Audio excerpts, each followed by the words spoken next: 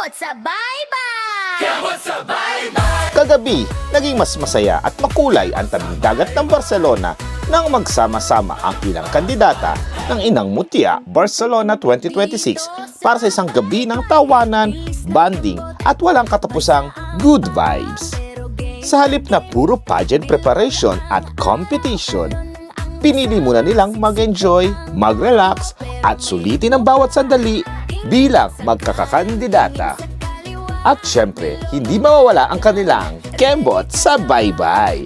Sa bawat sayaw, tawanan at kwentuhan, mas lalong nabubuo ang isang magandang samahan, isang samahang higit pa sa korona at kompetisyon.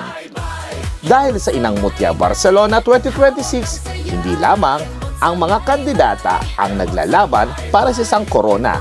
Sila rin ang mga ina o babaeng natututong magsuportahan, magkaibigan at maging isang pamilya.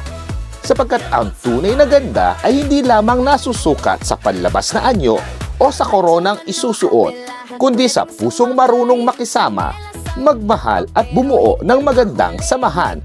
Kaya naman mula sa tabing dagat ng Barcelona, ikembot mo na sa Bye-Bye. Isang gabi ng saya, pagkakaibigan at mga alaalang siguradong babaunin ng mga kandidata ng Inang Mutya Barcelona 2026.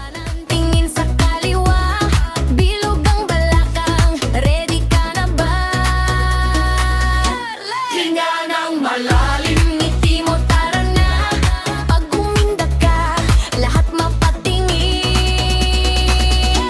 Kembot sa Bye-Bye, Kembot sa Bye-Bye, hawak ang saya.